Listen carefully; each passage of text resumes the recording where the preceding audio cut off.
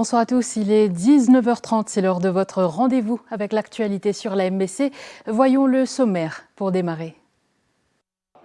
Dénonciation et explication, les arguments quant au report de l'âge de la pension de vieillesse sont divers. Syndicalistes, opposition et gouvernement s'expliquent. Clap de fin pour le tout premier forum mondial des îles. En France, le docteur Navin Ramgoolam appelle à des actions pour mettre fin au pillage des fonds marins. Souvent submergé par les eaux de pluie, le chemin longeant le cimetière Saint-Jean rétabli, la réfection des drains complétée, l'eau de pluie devrait désormais trouver son chemin jusqu'à la rivière Sèche. Comment reconfigurer nos villes pour qu'elles résistent mieux au changement climatique? La nature peut elle-même constituer une réponse. Des experts du Centre climatique de Copenhague démarrent un projet à Port-Louis. 10 tortues géantes d'Aldabra relocalisées dans une forêt endémique à Anse-Jonchée. Elles ont désormais pour tâche de soutenir la restauration écologique du site. Aux États-Unis, affrontement entre forces de l'ordre et manifestants sur fond d'expulsion de sans-papiers. Los Angeles placé sous couvre-feu partiel. Nouvelle salve contre le report de l'âge d'éligibilité à la pension de vieillesse 6 jours après que cette décision ait été annoncée par le Premier ministre. Ce mercredi, les rencontres avec la presse se sont enchaînées. Le débat alimenté par la difficulté sociale des travailleurs, martelé par les syndicalistes, la stratégie délibérée dénoncée par l'ancien Premier ministre et l'urgence économique défendue par les gouvernants du jour. Le reportage de Yacine Denmamod, Lovina Sophie et Daivik Rajkumar. Vent debout contre la décision. Les syndicalistes s'indignent de l'absence de discussion sur la question avant l'annonce du budget. Ils avancent pouvoir remédier à la complexité du système de retraite. À nous mettre sur pied une instance pour décider, faire un assessment. Est-ce qu'il y a du monde qui travaille dans le carreau, qui est capable de continuer le travail? Est-ce qu'il y a du monde qui travaille dans le bis? Est-ce qu'il est capable de continuer le travail? 50 bananes, vous ne connaissez pas autant de monde pour retraiter ou revenu combien ou dépenses combien pour être. D'accord, il y a un problème. Mais seulement, vous avez adressé d'une façon plus juste. Assiser nos causes, nous sommes comment capables d'adresser ce problème-là. Et dans les autres bannes moyens, et surtout nous remarquons que le capital applaudit sa budget-là. Nous disons pour le private sector first. Nous pas trouver qu'il fait partie bizarre dans les assises, la situation dans laquelle nous trouvons le vieillissement de la population. Amener une discussion nationale implique tous les stakeholders. Le leader du MSM, l'ancien Premier ministre Pravin Jugnauth, dit relever dans le budget du gouvernement des décisions injustes, des incohérences et des anomalies. L'âge reporté pour la pension de vieillesse est, dit-il, la décision la plus incompréhensible. Ramgoolam peut faire un appel à lui qu'il rétablit la pension à 60 ans. Ou quand vous êtes au pouvoir, comment vous pouvez financer la pension vieillesse? Mais nous pouvons financer à partir de Consolidated Fund. Mais l'argent qui rentre, ce qui nous est dans nous payons pour pension. Pour maintenir le cap contre ces vents contraires, le gouvernement argumente surtout sur la non-soutenabilité des fonds de pension. Quand nous-mêmes, NTC, sous mon ministère, nous prenons Mauritius, nous prenons CEB. Tôt ou tard, le système de pension vieillesse, c'est pour le même sort. Le grand perdant là-dedans, ce serait les jeunes. Les jeunes qui, à l'âge qui se pour gagner pension, qui beaucoup plus tard, c'est pour inévitable, c'est pour gagner plus de pension. Il y a beaucoup moins de jeunes Mauriciens qui peuvent travailler. Ça veut dire qu'il y a moins de jeunes qui peuvent rentrer au marché du travail pour capable payer taxes, pour capable soutenir nos systèmes de pension. Quand l'ancien gouvernement, par exemple, il y a un casse pour remplir le Consolidated Fund, mais il prend une pareille tactique de casse. Nous vous rappelons, CEB, sur plusieurs milliards, il prend depuis dans la caisse CEB, puis il met dans le Consolidated Fund. Et aujourd'hui, CEB n'est pas capable investi dans le projet. Pension qui travaillait, contribuait, une crasli. Mais là, nous payons une pension non contributive universelle, que personne n'a pas contribué, qui coûte nous 67 milliards, qui, si nous ne faisons rien, n'est pas soutenable à long terme. Les syndicalistes annoncent un regroupement pour la marche à suivre. L'opposition dit veiller au grain alors que le gouvernement multiplie les initiatives pour expliquer la rigueur budgétaire qu'il juge contextuellement nécessaire. Le premier forum mondial des îles a pris fin hier, un événement organisé en parallèle de la conférence des Nations Unies sur l'océan. Il était question de comment préserver les îles et d'assurer leur avenir. Le Premier ministre qui intervenait à la clôture a rappelé les défis auxquels font face les petits États insulaires et appelle à des actions pour mettre fin au pillage des fonds marins. Le compte-rendu de Valérie Kali avec les commentaires de Migan Ponapanaiken. Ce que le monde redoute en termes des effets du changement climatique, les îles le vivent déjà et elles savent comment se montrer résilientes, d'où le terme les îles laboratoires souvent évoqué durant ce premier forum mondial des îles. Du Pacifique à l'Atlantique, en passant par l'océan Indien, des experts, des représentants d'ONG, des dirigeants ont fait écho des forces et faiblesses des îles. Intervenant à la clôture, le Premier ministre a évoqué l'immense responsabilité qui incombe à tout un chacun de préserver le réservoir de biodiversité que sont nos océans. Toutefois, dira le Dr Navin Ramgoolam, les petits États insulaires ont besoin de soutien car ils ne peuvent lutter contre l'impact des phénomènes climatiques à eux seuls. Nous, les petits États insulaires, tentons de garder le poumon de notre planète vivant. Et nous avons besoin du soutien indéfectible de la communauté internationale pour mener à bon port cette mission.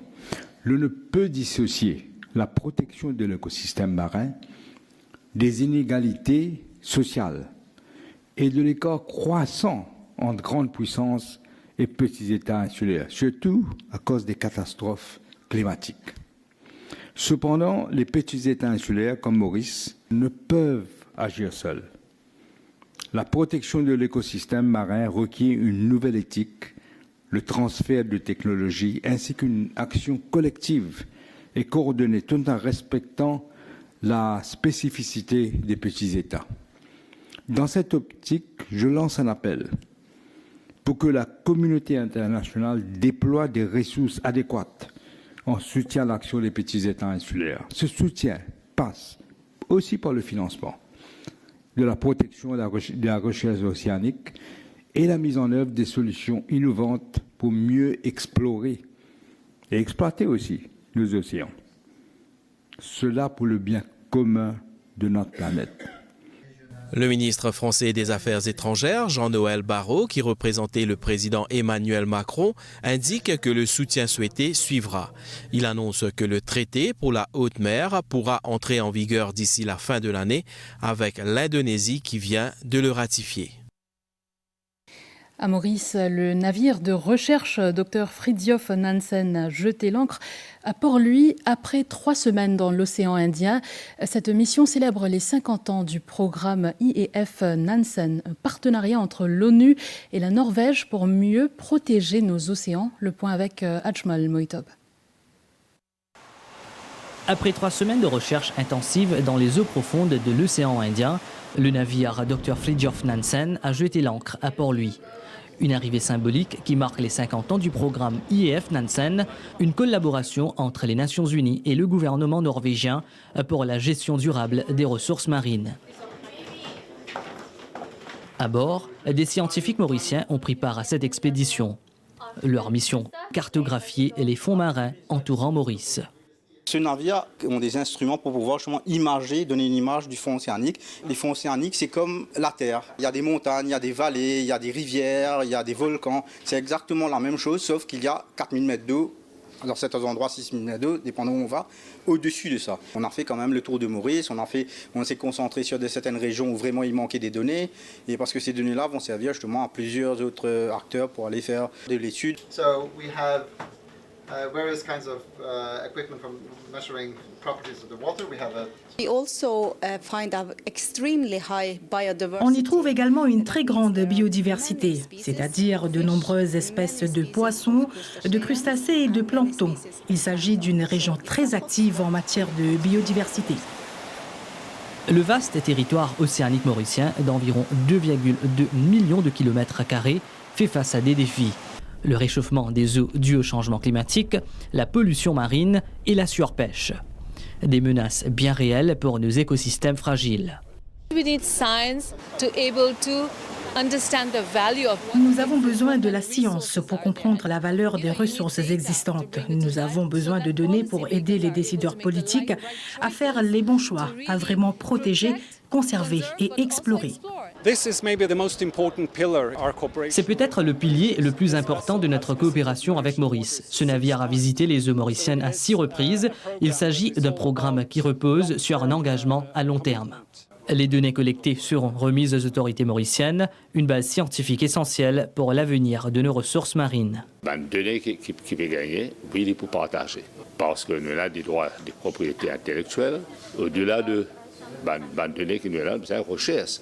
Quand on ramasse ça, dans la même cause de Dieu, donc code de poisson été, donc nous cause de produits pharmaceutiques que nous avons gagné de la mer. Là, nous avons travaillé avec aussi Mauritius Institute of Biotech, besoin de l'approche, pas chacun reste dans le Sahel, c'est besoin de l'approche collective.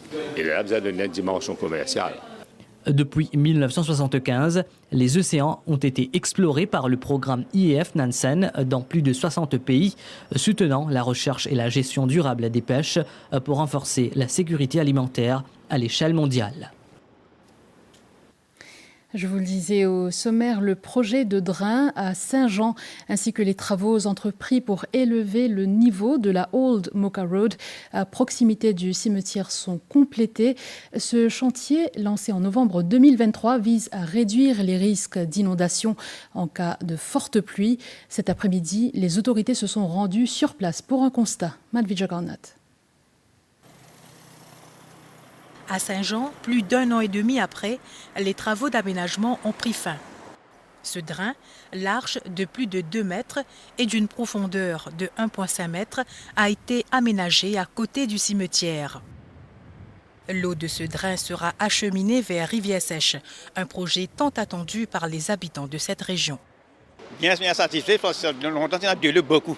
Il rentre cimetière, tout ça, là, parce qu'il y a l'église. Là, il met un peu de hauteur. Bel soulagement. Il arrive 6 fois qu'il y a ce problème-là, surtout ben habitant de l'avenue Colville, Belle-Rose. Et ça endommage beaucoup contre nous. Ben là, on trouve qu'il y a un gros lapis qui nous gagne en mosse, de là qui dévie dans la rivière Sèche.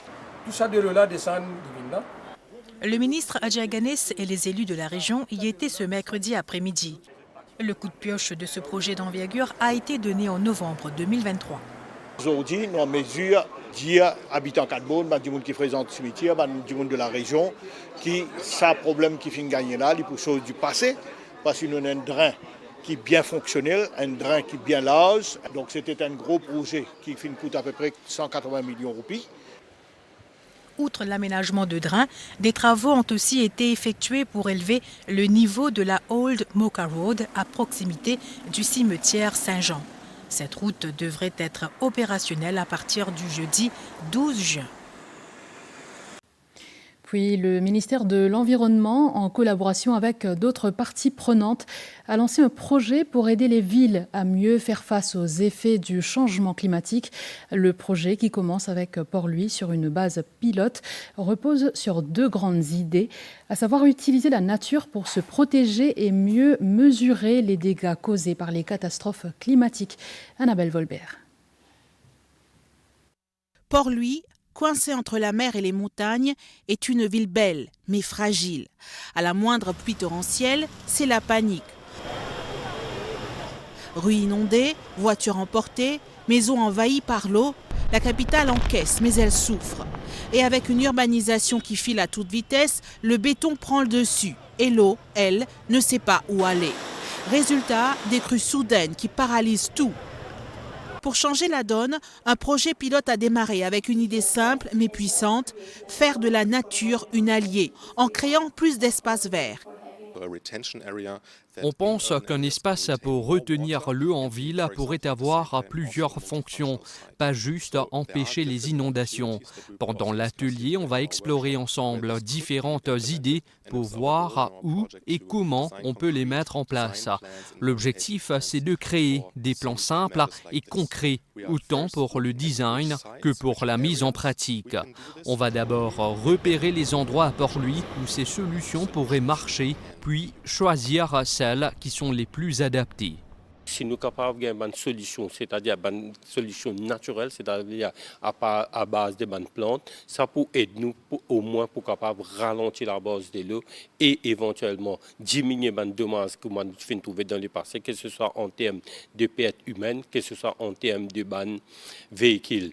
Et en bonus, ces zones vertes aident aussi à faire baisser la température, un vrai plus face aux fortes chaleurs durant la période estivale. Les inondations sont vraiment notre priorité, d'après ce qu'on a vu sur le terrain et dans les rapports.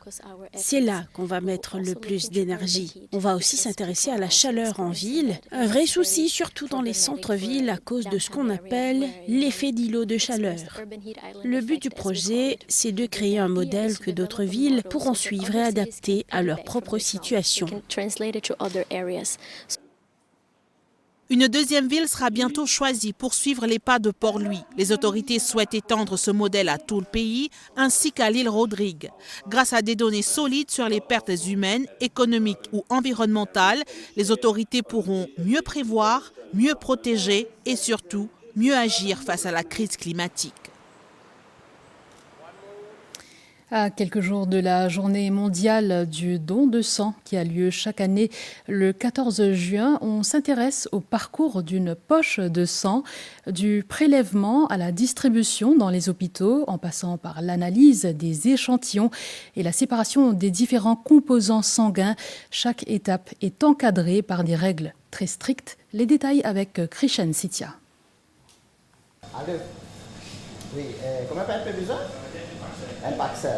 C'est ainsi que la demande pour un patient ayant besoin de sang se fait dans le département de pathologie à l'hôpital Sir Anirudh de Jugnauth.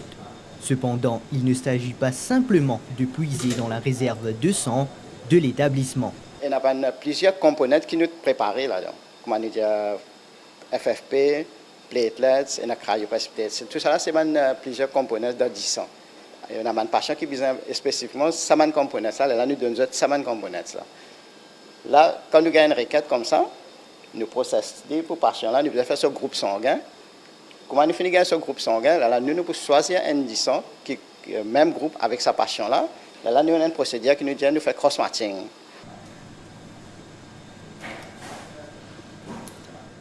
Le cross-matching est une étape clé du processus. Elle permet de s'assurer que le sang du receveur est compatible avec celui du donneur. C'est pas patient sur cellule avec ce plasma.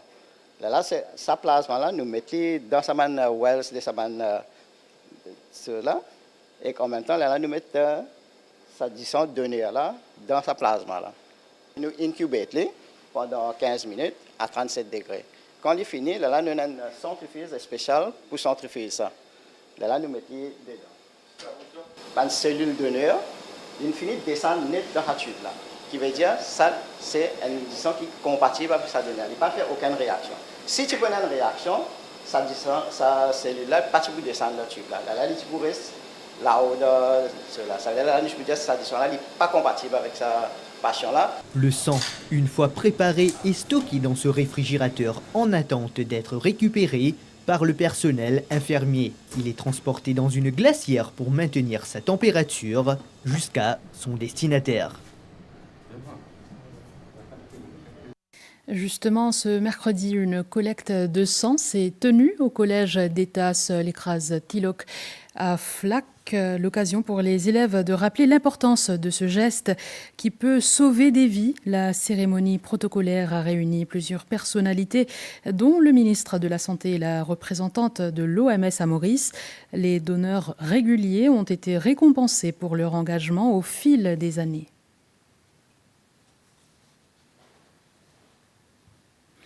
Tout à fait autre chose. Opération crackdown cet après-midi à l'Espérance, quartier militaire.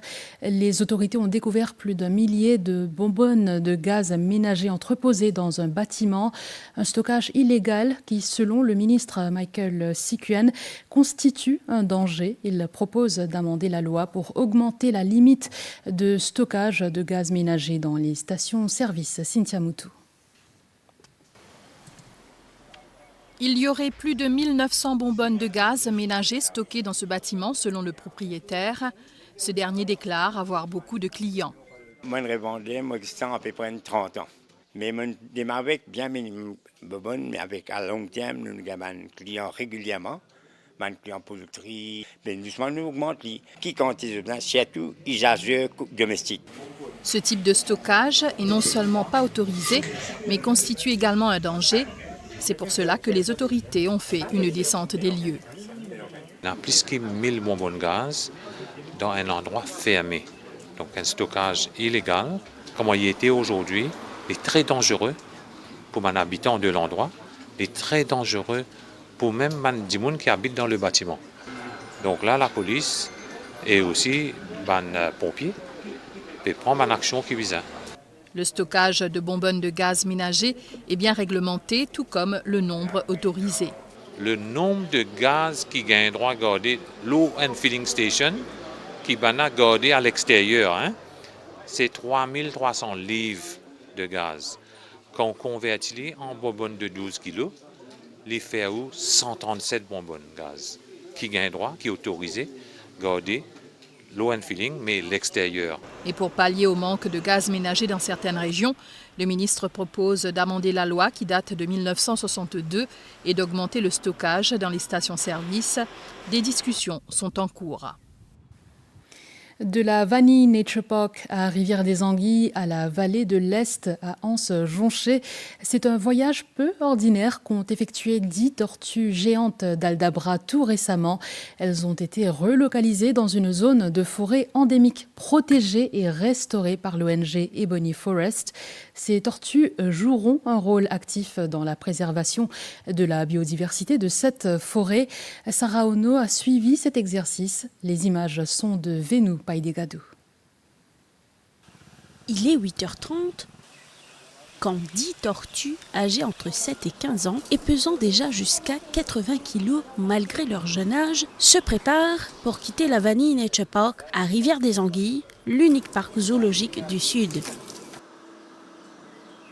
Une étape émouvante pour ceux qui les ont élevées depuis leur éclosion.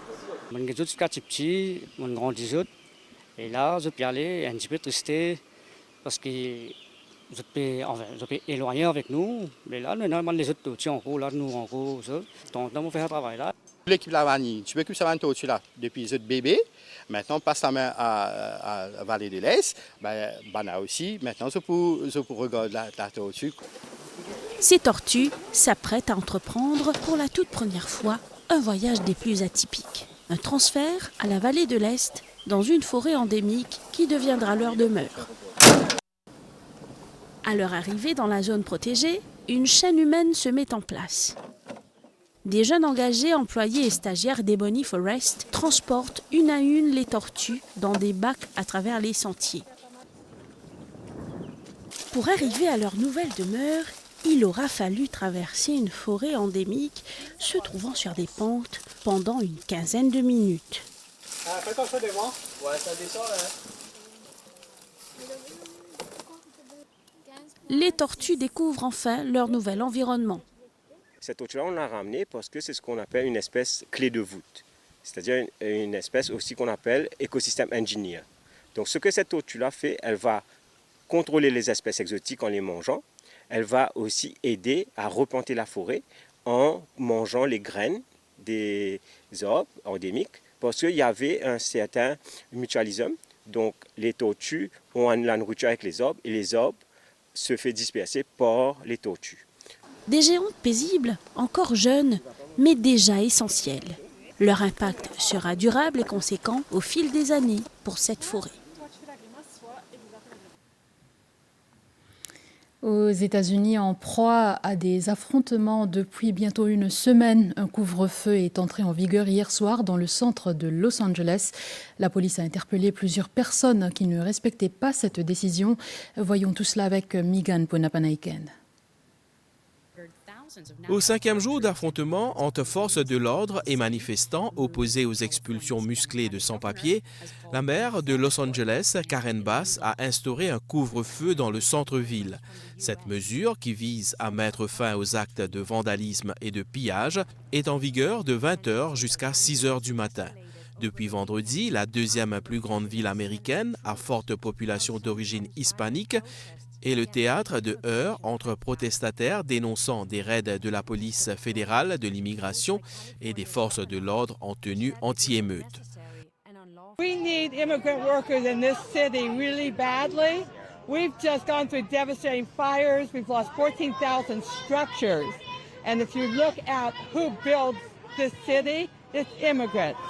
Le président républicain Donald Trump, qui fait planer la menace de recourir à l'état d'urgence, a ordonné le déploiement de milliers de militaires supplémentaires. What you're witnessing in California is a full-blown assault on peace, on public order, and on national sovereignty carried out by rioters bearing foreign flags with the aim of continuing a foreign invasion of our country. We're not going to let that happen.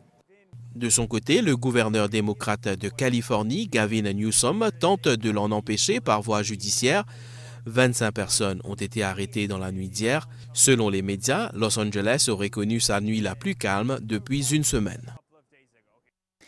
Dans la région, au Soudan du Sud, les communautés peinent à faire face à la menace croissante que représente le changement climatique. Il s'agit d'une situation extrême avec des vagues de chaleur ou encore des inondations, comme vous le verrez dans ce reportage de Ria Rambojan. Ici à Bantiu, les communautés subissent encore les conséquences de la crue massive du Nil. Cela s'est produit en 2020 et depuis, le niveau d'eau n'a jamais diminué. Solomon Yen, responsable du camp de déplacés, fait ressortir que la vie était meilleure avant les inondations.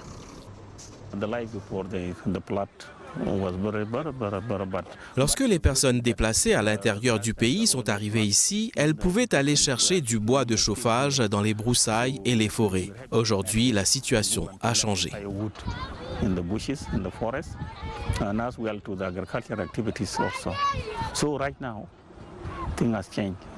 À l'époque, les ingénieurs pakistanais de la mission des Nations Unies au Soudan du Sud, en partenariat avec les agences humanitaires et les autorités gouvernementales, se sont rapidement mobilisés pour construire un vaste réseau de digues.